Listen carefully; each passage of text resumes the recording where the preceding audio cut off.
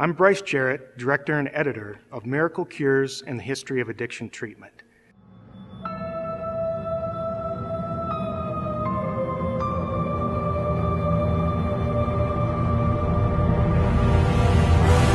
In 1621, the Mayflower tossed on a frigid ocean, anchored off the coast of an unknown new land. Work crews toiled ashore to erect permanent shelter, while the rest of the eager but tired colonists remained on board. Life on the crowded decks had become unbearable, and a raging sickness made death common. To make matters worse, passengers and crew were almost out of beer. Local public television affiliates in the Midwest have agreed to air the project. That's great news. So we have an interest and we have an audience. The film relies heavily on animation, which is unique to a historical documentary of such a serious and often taboo subject. But it's an edgy visual technique that we believe will capture audiences of all ages and hold their attention and get the story across. If you were to contribute to the film, the money would go to primarily purchasing historical stock footage, securing voiceover talent, and to finish up editing and animation. Stock footage has more than doubled in price since my last film, and this has really been an eye-opener for us and pretty much proven to be an insurmountable obstacle to finish the project. You know, there's no such thing as pro football or pro basketball, then baseball is the sport. And the main story, there's this raw-boned pitcher for the Cleveland Indians, Bob Feller, who can throw a ball 100 miles an hour. This is absolutely incredible. It's a story every place, not just in Cleveland, not just in the American League. This is a phenomenon. Bob Feller's catcher was a guy named Rollie Hemsley, and he was Feller's favorite catcher. He was about the only one on the team that could catch that 100-mile-an-hour fastball. The problem is Rollie Hemsley was a drunk. And there were lots of days where he couldn't go out and play because he was so drunk.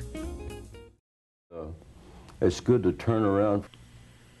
I wish you could have been there, as Johnny Cash spoke frankly to me of his life-threatening, years-long friendship with alcohol and other drugs, and how that friendship turned into a battle for his life, his Armageddon.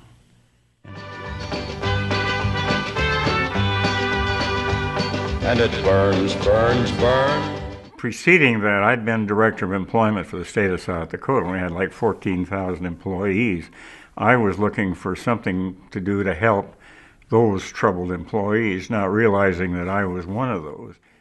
Addiction is everywhere, and it kills. Some people get better, but how? Historically, many treatments have actually produced harm in the name of help.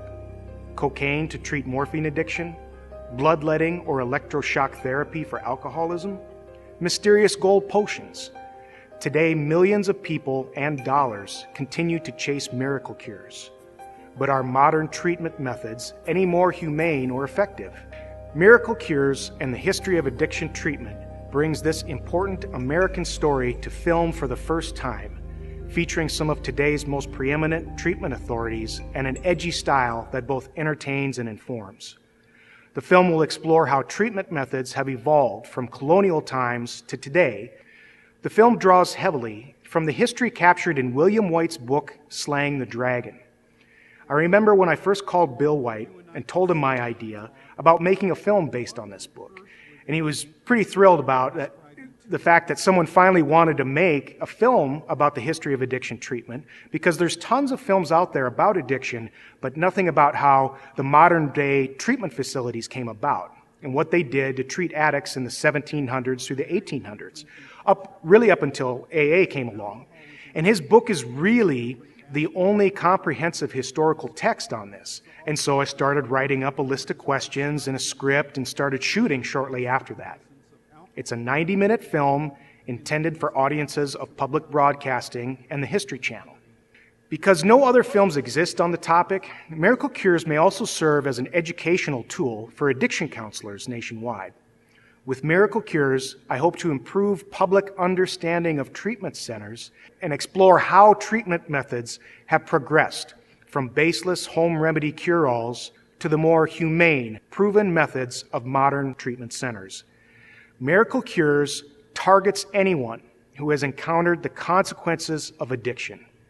In 2009, the U.S. Substance Abuse and Mental Health Services Administration reported that 23 million Americans suffered from significant substance abuse or dependence. Many more millions of their friends, family, coworkers, and employers also were affected. Your contribution to this film will help someone you know make informed inquiries and choices about treatment options for themselves or others. So thanks for taking a look at our project.